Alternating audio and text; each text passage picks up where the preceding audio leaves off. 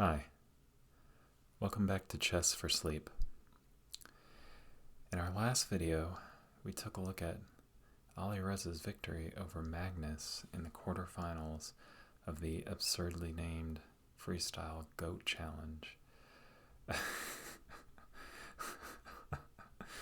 Sorry, I really find that name really absurd. We took a look at Alireza's victory over Magnus. So in the next game, Magnus had to win on demand with white to send the quarterfinal to a tiebreak. So tonight we're going to go ahead and take a look at Magnus's victory with white over Alireza, which he needed in order to advance in the tournament. So let's take a look at this chess 960 position. So again, like in the first two games we reviewed, we have a bishop, or we had a queen in the final between Magnus and Fabi. Here we have this bishop in the corner. So we know Magnus is going to want to get this bishop out. Here we also have a central pawn supported by a rook that's ready to advance. So it makes sense that we would see, an e4 push, some kind of g-pawn push in order to unleash this bishop. And so, logical opening move, Magnus does start with e4. And Alireza simply responds with e5.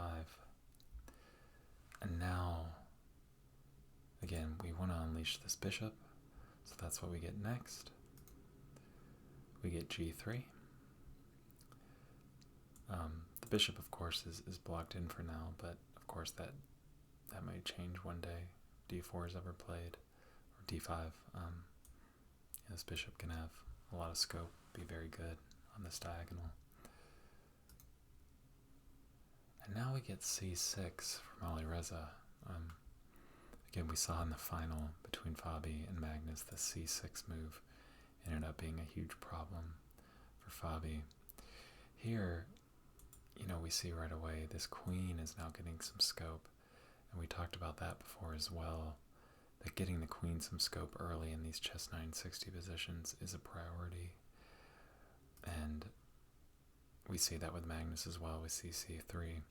So this is supporting, it's definitely supporting d4 eventually as well.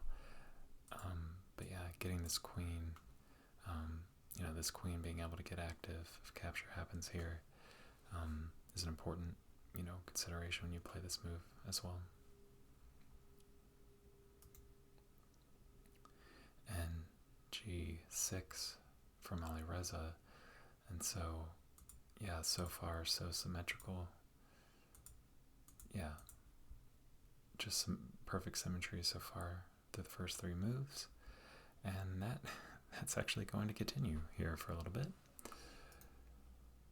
We get knight e3 from Magnus. Really the only sensible developing square for this knight, and not blocking the pawn, so makes sense to go ahead and get this knight here. And it makes sense for Alireza as well. We see knight e6. Now knight e7 developing, of course not blocking in the d-pawn, coming here to e7. And we see knight e2 for white, and now knight e7 for black. And we get, the rarely seen, the entire file is filled up with pieces, and it's entirely symmetrical. Really interesting position already. Again, we are perfectly symmetrical, and what they always say, when you have that symmetry, when black is just playing perfectly symmetrical with white, once white decides to break the symmetry and black, can't meet it symmetrically, things can start to go wrong for black very quickly. And it's definitely not to critique Fabi's approach in this game, but we are going to see that when the symmetry is broken, things start to go downhill for Alireza fairly quickly. So that does happen. Rook f1 for Magnus, supporting an f4 push to go ahead and break open in the center. And f8 from Alireza. Again, it's a sensible move. Again, supporting an f5 push from for Alireza as well. Again, just because it's symmetrical doesn't mean, it's not like Alireza is playing poorly just because the moves are symmetrical, but we're really setting up a lot of tension for when the symmetry finally does break. But it's not going to break yet. We get f4 and we get f5. So, again, more symmetry. Now we've got all this tension in the center. White captures on e5. Black captures on e4. So, enjoy the symmetry of the position one more time while we still have it, because now it is finally going to break, and Magnus simply captures on this file, and we have our first asymmetry in the game. This knight has to retreat to capture this rook, so our first imbalance in the game is these two knights, and of course not a massive issue for black yet, but this knight, it's not a massive issue for black, and yet remember that this knight is undefended on f8, because that is a facet of the position that is going to be noteworthy as we move forward.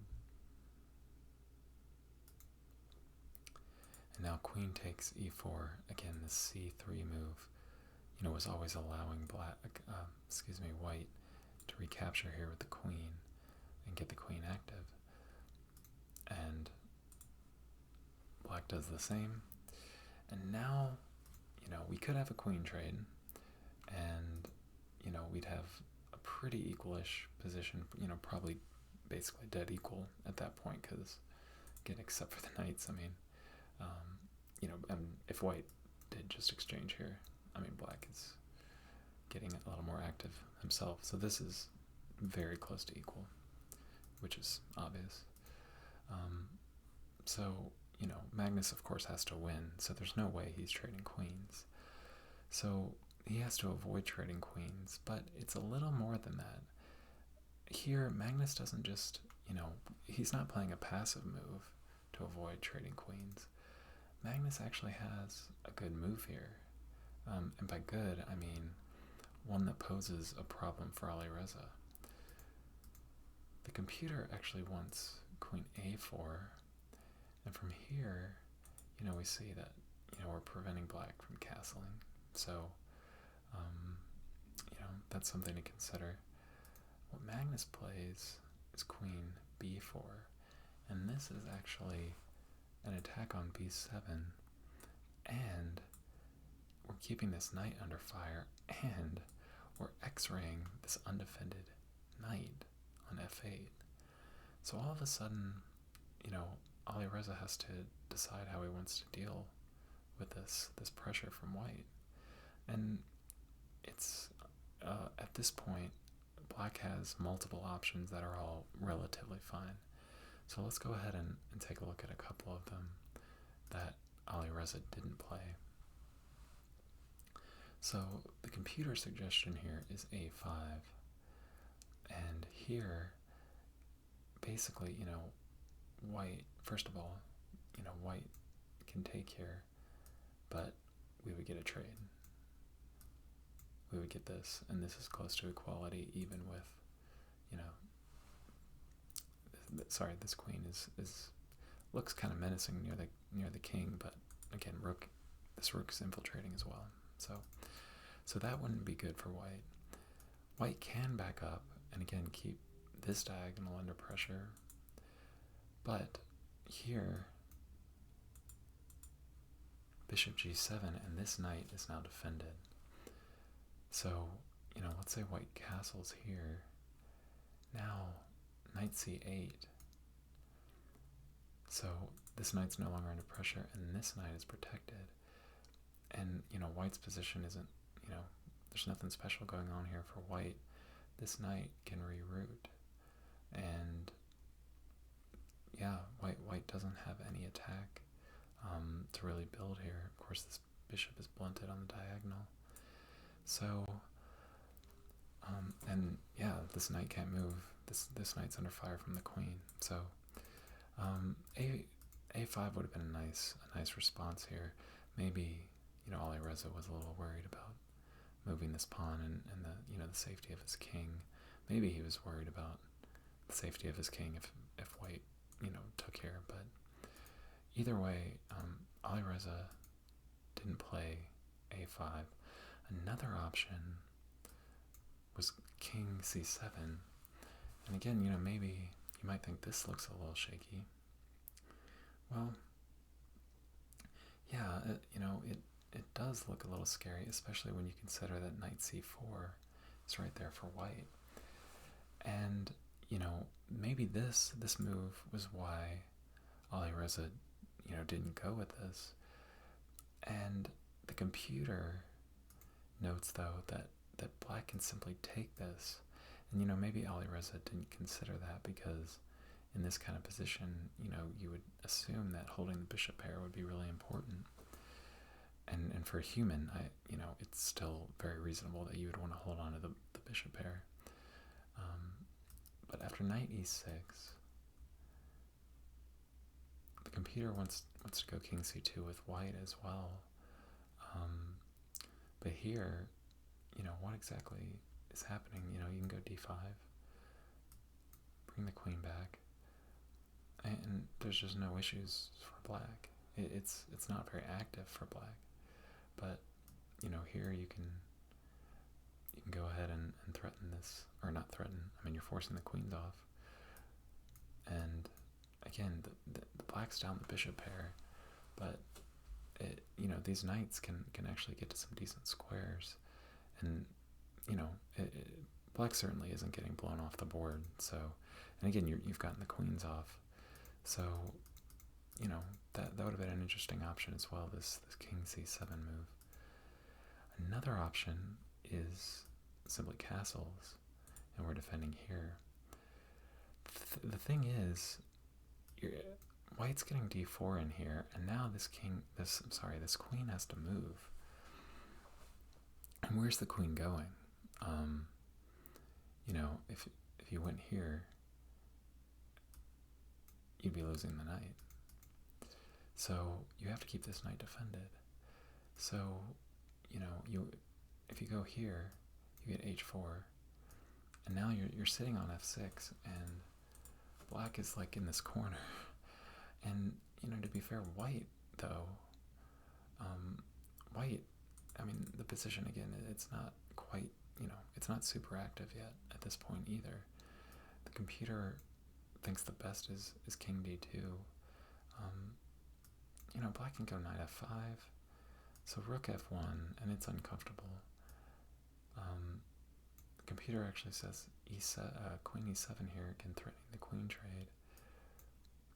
Take, take, take, take. And these two pawns are both under fire, so you could get a trade there. But here, again, is black getting blown off? Sorry. Is black getting blown off the board? No, black isn't. So, Alireza had several options to consider here. And they've all got some issues with them, so it was not an easy call. The move that Alireza ultimately goes for is b6. And looking at it, it doesn't look like a move that you really want to play. The reason Alireza plays this move is he's getting ready for this d4 thrust from white. And again, if for instance we castle, remember we need to defend this knight. So this king is still defending the knight. So now the queen doesn't have to back up, and still be protecting the knight. The queen, again, instead of like those lines where we saw a5 kicking out the queen, here Alireza plays queen a5 to just oppose the queen. And in so doing, of course, Alireza is accepting if the queens come off, we're getting these kind of ugly doubled pawns. And that is what happens. So we get this queen trade, and these pawns, of course, don't look very good. And yet, this rook is not coming to harass these pawns anytime soon. This dark square bishop would love to target these, but it's also not clear how this bishop is targeting these pawns anytime soon. So, black here is still doing okay. Again, no immediate urgent problems with the position, but again, we have this looming issue with these weaknesses over here. And you might think, well, maybe the king can hang around and make sure these weak pawns don't get taken. But if the king were to come over to this side, you do have these bishops bearing down, and there's just potential, even if black's not getting mated, between these bishops, these knights getting active, there's all sorts of tactical problems that black might face. So, but that's the path that Alireza chose, the path he decided to try and navigate to draw this game, which is all he needed, again. So now Magnus plays d5, and here, now we see, well, maybe this bishop is gonna be a major problem for these pawns. And of course, this knight would love to capture and be on this active square. Open up this bishop on the long diagonal after a trade. So this is a very logical move. And we see that, with castling, the rook is right behind this pawn, so it's not like this pawn will be lost if black takes here. And black does take here, and we do get castles, so white's preparing to win this pawn right back, and again be getting an active position with this bishop coming alive and this knight getting centralized. So we now come to the moment where Alireza really slips here, and the issue is, how do you get this rook in the game? And there are two ways to get this rook in the game, essentially. You can castle, or you can go rook c1 or rook b1, I guess. So what do? If you castle, again, these bishops are knifing down these diagonals, and maybe the king is totally safe sitting here, but it's nerve-wracking to have all your minor pieces over here, these bishops eyeing these diagonals. This rook can come over, maybe this knight comes in, and I don't know, there's just all sorts of tactical liabilities here. So for a human, that is a very scary prospect to queenside castle here. But the major positive of this move is this rook can now come down this file and get active, and we see these knights lined up. This is a much better file for this rook than over here. But again, you have to deal with this king being relegated to just hanging out kind of by itself. Again, only one rook on the board, but you still got enough pieces that's really scary for any human to try and take on that position facing Magnus Carlsen. But it's essentially what, according to the computer, in terms of developing that rook, that was the way to go. It was the best move here is it's going to be queenside castles. And we got here. So Magnus at queenside castle. Now, best move for black to also queenside castle, but instead we get rook c8. And now black is in trouble. So why is black in trouble? Again, we talked about the counterplay black would get with this rook on this file, and we'll go through that a little bit. So actually, let's go ahead and start with that. So what if Alireza had played this move that's better? So here, sorry, let's go back. So white starts by taking on d5, and now rook e8, and we're x-raying this knight, right? So you get the knight out of the way, and you know, this position is looking pretty good, and these pieces are looking pretty passive. But knight c6, and again, this rook, it is tough for white to have to deal with this rook being in this great position. You can't easily oppose it. The best move here, according to the computer, is knight d3, and you know, that's not a slam dunk of a move. In the meantime, now we get knight e6 in, and these knights are actually improved. They've improved by quite a bit. The computer wants to do this. You know, this knight's going on quite a long journey. You know, computer says use this tempo with the bishop now shielded. Knight g4, and eventually knight e4.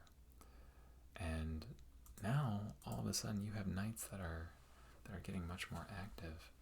The computer just wants to actually give up the bishop here. And you know, you've got this. Computer wants to go knight a4. Again, this is computer stuff, but you know, you'd get this exchange. And here, you know, again, bishop pairs off the board, and it's equal pawns. I mean, there's a lot of chances, I think, to hold this position. So that's one, you know, an example of how things could have gone, and you know, why it's nice to have this rook on this file. You'll also notice that this bishop, you know, this bishop is already well placed and it's supporting this knight, but you know, this bishop would like to get developed. In the line we just saw, this bishop really didn't have time or the ability to get developed. And you'll see why here if we, you know, what if we try and get this bishop developed? You know, what about here? Immediately, well, again, we have this discovery, so there isn't time for that. So prepare it, right? You prepare it with the, you know, get this knight out of the way. Knight c6. Okay, well, what about now? Let's develop this bishop and make this bishop, you know, with this pressure hitting here. Isn't this a problem? Well, you know, the knight comes here and hits the bishop, takes, bishop takes, and now computer wants to go rook e1, and knight e5 from black. And again, black is getting more active here. You know, computer wants to go king c2, knight c4, and all of a sudden black's pieces, they're not stuck in the corner anymore. You know, you got your bishop out, but in return, you know, black's pieces have gotten active. So we see that again, the ability to support pieces on this file, to exert pressure down this file, and again, if you don't, and if you just ignore it, you don't ever put your rook on e1, well then this rook could eventually come to e2, and you know, then things are really turning in black's favor potentially. So taking it back, again, Alireza goes rook c1 here, and now white has much more of a free hand. White doesn't have to deal with this pressure, and it just allows white's position to get much more active than in that other line. So, you know, again, we go ahead and take here. That's what Magnus does. He takes here on d5, and knight c6 from black. And you know, so now we're not threatening to win this knight, but we're pressurizing it, and we're actually x-raying a2. But now this bishop has, again, there's no issue here with the rook. This bishop can just come to e3, and now, I mean, threatening to come here, supporting this knight that might do something dangerous. We see that already. White is getting an initiative here. White's improving his position in ways that wasn't possible if that rook had come over. So, Alireza plays knight e6, and he's getting his pieces out of the corner. Bishop g2, again, we're improving here. White's bishops are improving, and black's bishops are sitting. And now king e8 from Alireza, and it seems like probably his plan, again, when he didn't queenside castle, his plan was to get his king, over to this side where he, can get more shelter. It's not living by itself on c8, where, again, these bishops were just menacing, even if not mating, but between the knights and the bishops, it was looking scary. It seems like Alireza's plan was to just run the king over to this side. But one thing to point out already, whenever you see, for those of you that run into trouble with knight forks, we can imagine a knight coming here and forking. Is that close? No, it's not close, because, this knight would need multiple moves to get there. This knight, when you're 2 squares away diagonally with a knight, that's the furthest away you can be from actually getting to this square. So there's no easy way. This knight could go here and here and here, but the square isn't a problem yet. But keep that square in mind, because it may give you a sneak peek. This square could be an issue for black. So now a3 from white. Again, this bishop is x-raying this a2 pawn, and protected now, or moved to safety. You could imagine this bishop eventually being a pain for white, but we're a ways away from that ever happening or being an issue for white. Bishop f7. What is this bishop doing here? Maybe this pawn wants to go up. Maybe this bishop wants to come to this sensitive diagonal. But again, it's not nearly as threatening and kind of looming threats as white's bishops are already. And now the knight comes to f4, and we see another really important position. Again, these knights are just ready to potentially target, sensitive squares. Maybe this knight comes here, and again, if black isn't careful, these knights can just become very dangerous very quickly. So, how Alireza addresses that here is very important. So the computer recommends simply taking, and bishop takes, and at least, for one thing, no knight is forking this square anytime soon. But after knight e5, it's still bad. It's about 1.5 for white, so it's still pretty strong, but it's just not falling apart for black immediately. Computer wants to back up, bishop e3, target over here, and it's going to be difficult for black to hold this, but it's going to be a slower grind. What happens instead is, we get g5 with the idea of kicking this knight, and it's understandable why Alireza goes for this, because after this, let's say takes, and that wouldn't be very good, but if takes, and then d takes, kicking this knight,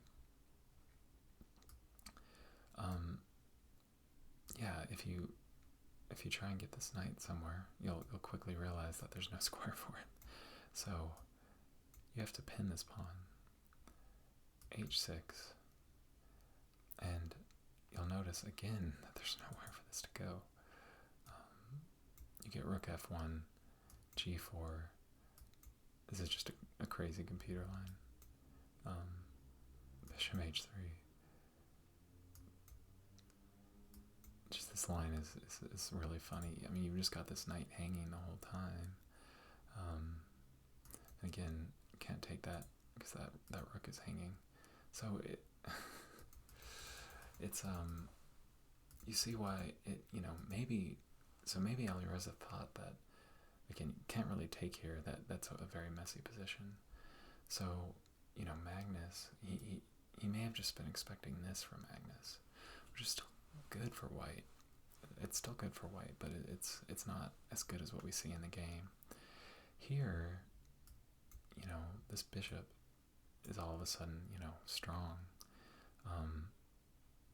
And yeah, I mean, this knight is defending this pawn. And again, there's no clear breakthrough here for white. But it seems that Alireza maybe, and he didn't spend that much time on this move. He spent about a minute.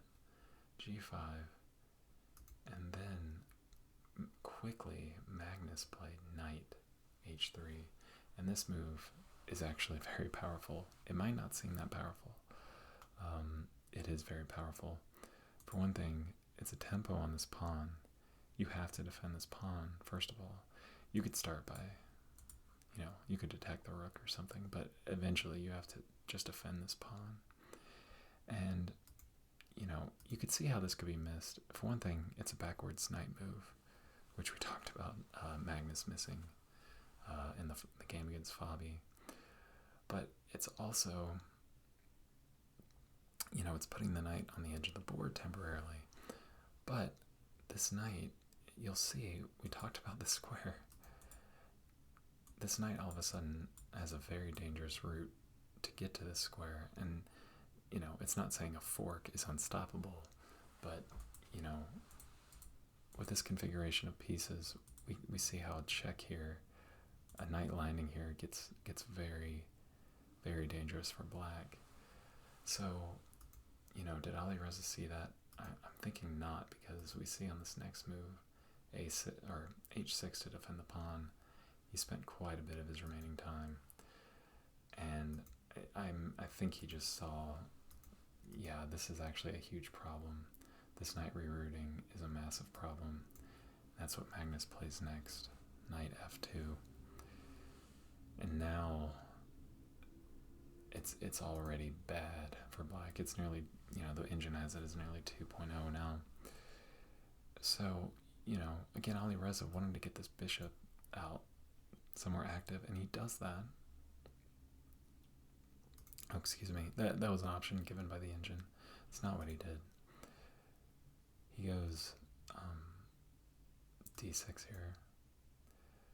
And what does this move do? The answer is not very much. The answer is just not very much. Because this knight is just coming to e4. And yeah, it's already just, this position is just impossible to hold for black.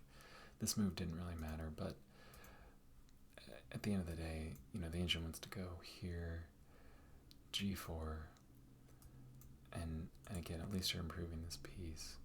Knight e4 is still coming in, but yeah, you have to get out of this fork. But so what does this d-pawn move do? It really didn't do much of anything, and we see that. So knight e4, we get bishop e5 here, and again, we haven't, the bishop's coming to defend this pawn. So that was the idea of this square. The bishop would be anchored in now and defending this pawn, but it did not. It really didn't accomplish anything, and we see that right away. Knight f6 check, and black, Alireza goes king f8, but the damage isn't done by this knight. We get d7 check, knight d7 check, king g7, and now snapping off this bishop. And again, it's just totally over here because eventually, again, we're gonna win a pawn over here, and now white has the bishop pair, and again positions open, again weaknesses all over the board. It's just impossible to hold now, and again we see that very quickly. D takes, we get b4 here, and nothing better to do but trade off this weak pawn. But and for now it's still equal pawns, but this pawn's gonna fall, and we see that there's just connected passers, and it is going to be a totally lost in game. It's already totally lost.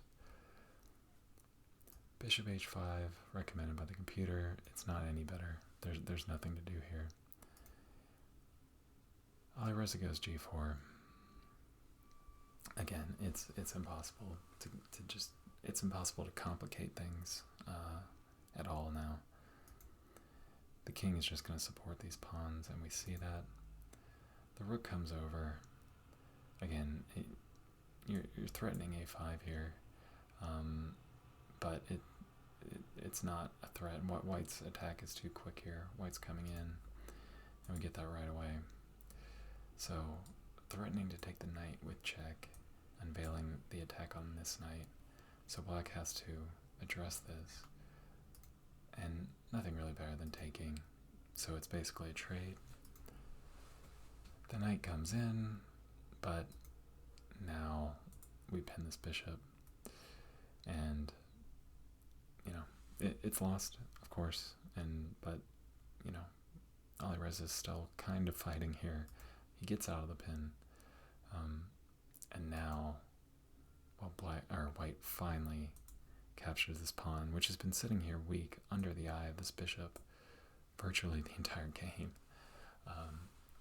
But now, again, Magnus can comfortably capture it because winning this pawn and having these two passers in a simplified position, it's done. So, and can't save the knight here. Have to capture here. Takes. And it is simple dimple from here. Just nothing to do. So we're basically shuffling now, but again, these pawns are moving up. Black attacks, white parries it very easily. And now e4. If you're playing in an online blitz game, and you're not the world's strongest player, this move might scare you a lot. You might be saying for a second, well, wait a second, can I stop this and not lose this pawn? I want to go c4, that's going to get taken. But the bottom line is, you have plenty of time. This pawn is never queening. You can just get the king up. E3, but again, it's not in time. Magnus just now, this pawn is well supported, and now this rook is freed up. So the last couple moves of the game, king f5, again, just at least threatening to maybe, help this pawn get home.